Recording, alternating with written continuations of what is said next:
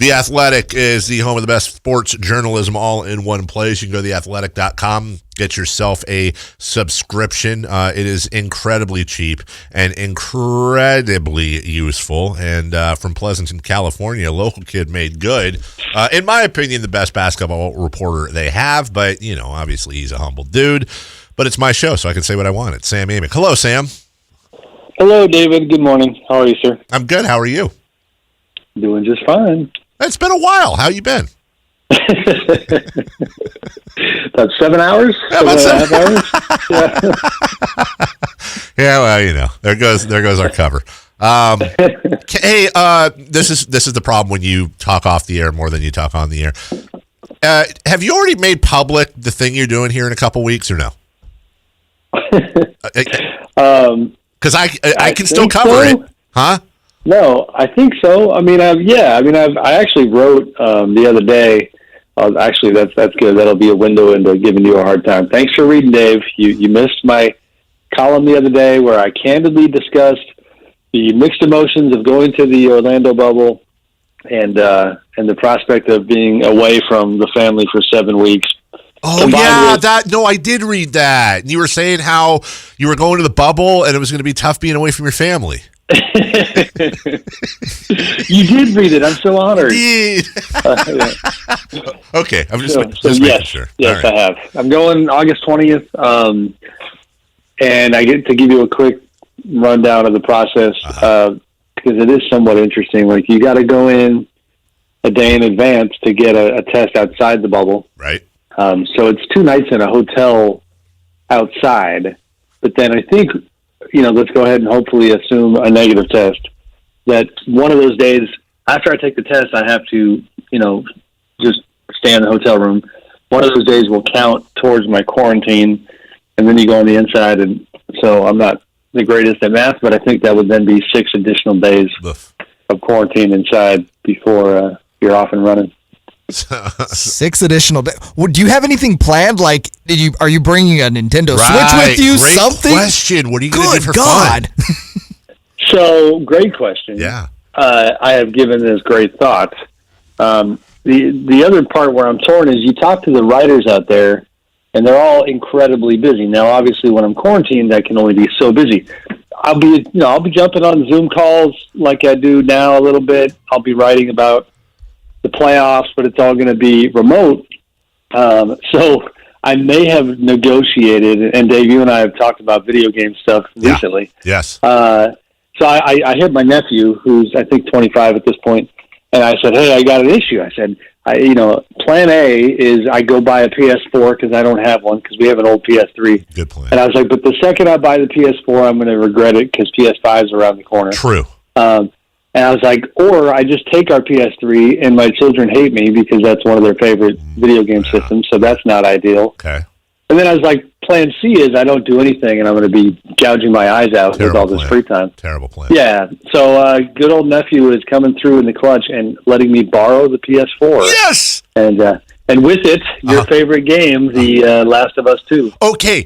So this is honestly the dumbest thing I've ever done, but that says a lot. I'm going to just hold on. I got to say real fast. We can't talk video games the whole time. Your listeners didn't like that last. No. You're playing The Last of Us, which I'm super excited about. But hey, can we do this because I think it's super cheap right now? When you get it, so download. Have you heard of the game Destiny? I feel like I can see the cover in my head. Yeah, totally. Like, big game, dude. It's super cheap right now. So download Destiny. And then what we can do is, I haven't played it in like months. I'll log on and you and I can play. We can do the thing where we play on this, we're both going through it together. We're not playing other people. It's just you and me against the AI people. And we'll start at the beginning and we can just like set up some times when you're not writing and stuff and we can put our headsets on. You got to have a headset. Let's play Destiny together while you're going to have all this downtime. Wow. That is cute.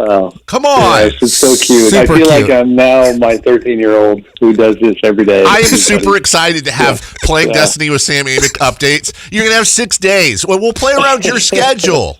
So I'm glad I don't have any bosses who live in this market because they'd be sitting here saying, dude, are you going to work at all? You got a work plan? The other thing I'll do, and we'll move on from the quarantine discussion. Okay. I'm half joking about this. My neighbors in the hotel probably won't love me because I do enjoy music, and I am the new proud owner of a pretty rockin' JBL speaker that's coming with me. And so that was added to the arsenal. So, sorry, neighbors. Though I also see from your awesome national TV appearances with the bookshelf in the background that you have AirPods. So you could also use those to listen to your music. No, it's not the same quality. Come on, wow. I mean, the subwoofers on the side. Like I played. The two songs that got my attention: Seven Nation Army the other day, and I'm touching the subwoofer on the side, and it literally feels like a human is hitting the actual drum. Metallica was coming through pretty good on there, so much more fun on the speaker than it was on the AirPods. Sam Amick joining us. Sam, got to ask you before we get to the rest of the NBA. Obviously, you live local, even though you cover national, and you know what's going on with the Kings. Not a great bubble for them. Sam, I think they're going to make a move in the front office. That's where I've landed. What was that? Was that your JBL speaker? Well, unintentionally, that was like the beep on the computer, but it was like, Dave's got a hot take. Here we go. Wow. Jeez, yeah, computer went on record. I think they're going to make a move. I don't think they can fire the coach, even if they wanted to. There's going to be some personnel moves they've got to make. It's been 5 years. They're not in a great spot. They're arguably the second worst or worst team in the Western Conference going into next year. I think the fans want something. I think ownership knows that. I've been making the case for the last few days. I don't think Vlade is here next year, whether it's a reassignment, whether it's a resignation. But that's my hot take. And what is your view from close and afar of the situation here?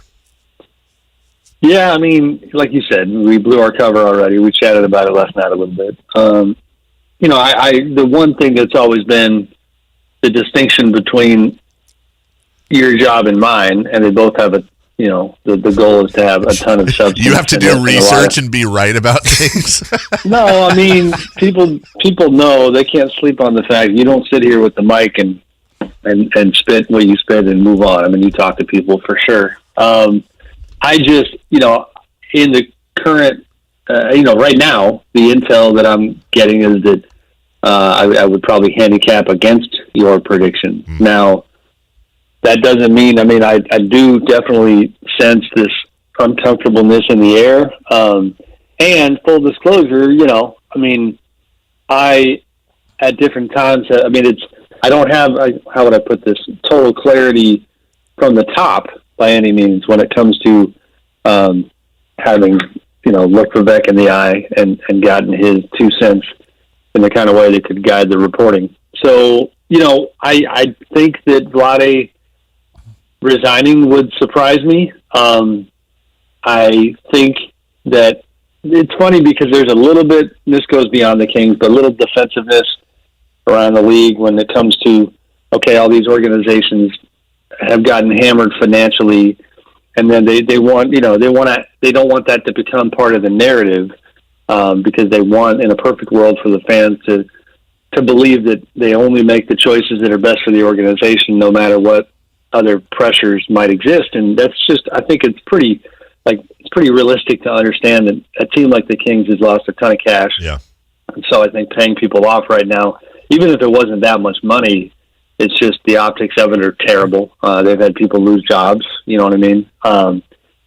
So we'll see. I truly mean, unless this changes, and this is fluid, but we might have a little story tomorrow looking at some of the teams that are getting eliminated in Orlando. And within that story, admittedly, I was having a harder time than usual figuring out what tone I wanted to take on this story. So, all of which is to say, maybe you wind up being right, but right now, I have nobody telling me that there's going to be a change.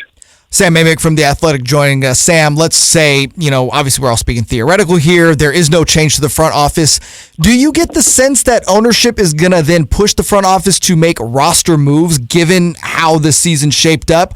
Or do you think there's going to be a lot of pushback from Vlade and his people saying, no, this is a team that suffered through a lot of injuries. Let's run this back again with this core next year, and I think we'll be much better off that way? I don't think there's a running it back option that's feasible based on Bogdanovich's restricted free agency, meaning the sticker, tag and price for him, coupled with what they already paid Buddy Hield, presents an immediate question of, it feels like you got to go one way or the other there. Now, Buddy, I do feel for Buddy because only he knows how much the COVID situation impacted his play in Orlando. And I just don't think it should be glossed over. None of us have been through that. And so it's hard to quantify that, but he didn't play well. And that's, so that narrative changed because obviously late in the regular season before the shutdown, Buddy as a sixth man, even though he might not have loved it, was a success story, and they were good. So you lose some of that momentum. So I think that brings it back to Vlade, which is, all right, what is his opinion of that situation? Because there are things that players like Bogdan can do in restricted free agency if he's not happy about the type of number that might be coming his way or the makeup of the team or the role. He could accept the qualifying offer and, wait until the next year. He could, it's a lot of the power resides with the team, but the players do have some. So that is front and center. And then the thing I also wonder where Vlade's at with is the Marvin Bagley situation because, I'm with everybody on the idea that from a human standpoint, you got to put a cap on how much you beat this kid up. Injuries, are injuries, and it's terrible. But I think there's a lot of pressure on Vlade to, at minimum, start looking at Marvin like, he doesn't necessarily deserve from a personnel standpoint the number 2 pick treatment anymore as far as where he fits within the program, if that makes sense. And so within that, are there any tough choices there? And I'm just kind of spitballing, but it is a big summer, and I could see why folks who are unhappy within the organization are then asking themselves, is this, who we want making those calls? Sam Amick of The Athletic joining us. Sam, real quick, I'd like to bring back our unsponsored segment I like to call Sam Amick Lightning Round, as my mother is. I got to figure out how to do that. My mom's calling me, and it goes through my computer. Is that because it's unmuted? Sorry about that ring there. Lightning round with Sam. Sam, you can either agree, disagree, or you can, of course, choose to not answer, which we fully respect. But I just want to run through some things we've been talking about and see which side you're on. Okay, you ready? I'm ready. Let's do it. Either Bogey or Buddy will be on the Sacramento Kings next year, but not both. True or false? I'll go with true. I agree. That I believe is the correct answer. Well done. One point for Sam. I believe I'll put the onus on me. I believe, Sam, that if one player were to not be here next year and I had to put money on it, I would put money on Buddy being the one that is not in Sacramento, not Bogey. Agree or disagree? Agree. Harry Giles did not have his option picked up. It's certainly not a foregone conclusion, but again, if I was betting money, I would say that Harry Giles is not with the Sacramento Kings next year. Agree or disagree? This is no fun. You're supposed to disagree on No, not at all. You're 2-0 so far, Sam. So 3. Yeah, I agree. I don't know the market out there for Harry. And I know the fans are ticked about the Giles move. I'm torn on that one because I remember I know it's lightning round and I'm slowing it down. That's fine. No, slow it down. We'll make it cloudy and rainy round. Go ahead. It's just, it's like, I don't know. He came in real slow last summer, and there was part of me that kind of loved the old school approach of like, all right, we're not seeing what we need to see. Now I know, yes, I get it from a front office management standpoint.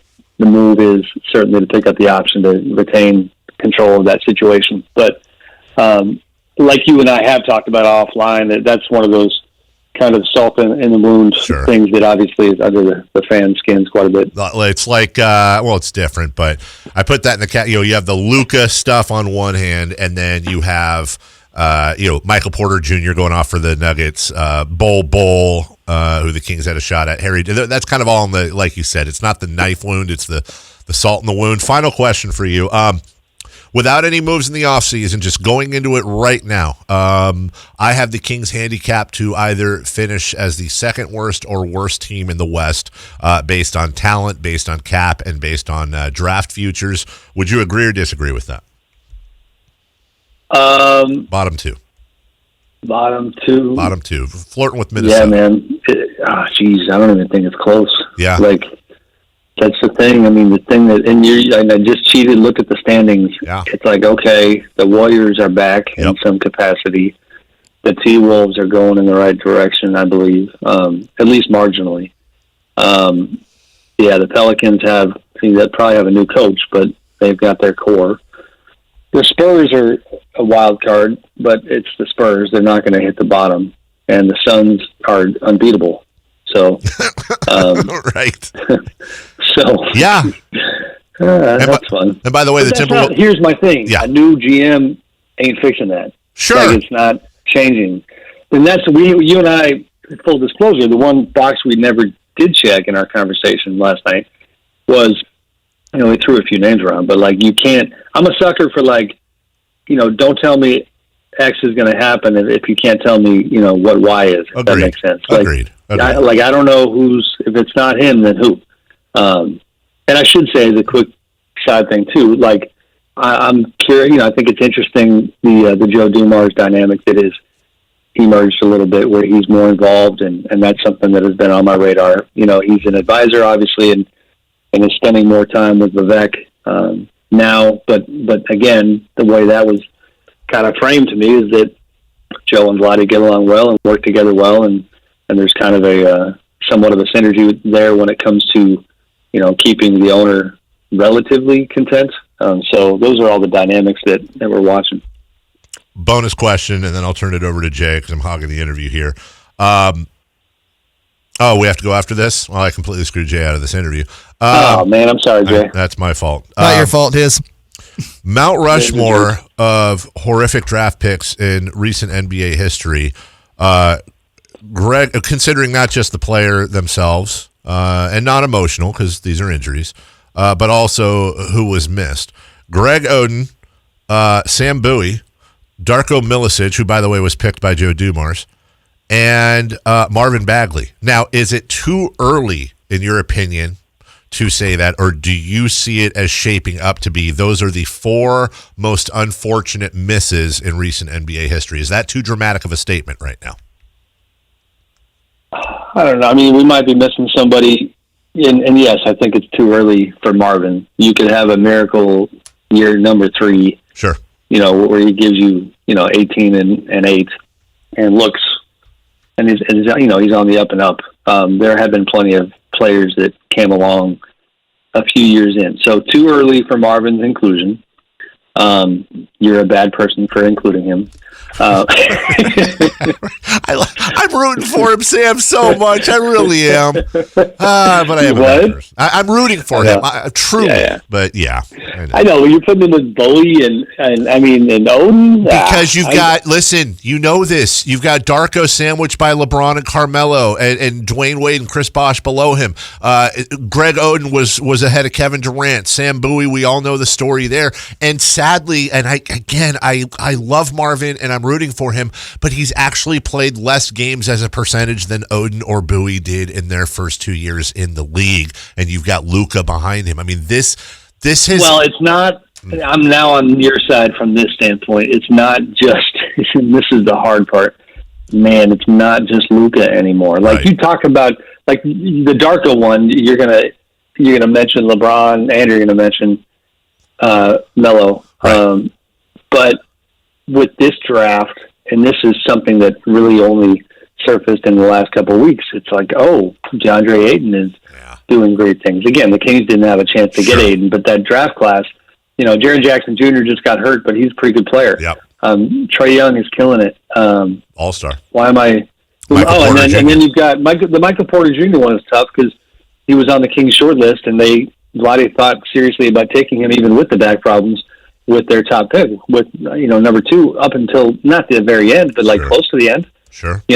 And now this is a hell of a what if and not fair to him or the organization. But the hypothetical is like, well, for crying out loud, if you knew that you weren't going to have Marvin all this time, then you just wait on Porter. Yeah. And now he's one of the top 5 player in the bubble right now, which is insanity. So yeah, the draft class around him coming out like they are just makes it look even worse. Yeah, and Gary Trent Jr. But hey, anyways, Sam Amick writes for The Athletic, theathletic.com. He's on his way to the bubble. I will be working on him off air to play Destiny with me. That's not a joke. And Sam, we hope to talk to you before then. We'll certainly talk to you out in the bubble. Thank you as always for your time. We know you're a busy little boy. You got it. All right, guys. Be Take good. care, brother. It's the Carmichael Dave Show on Sports 1140 KHTK.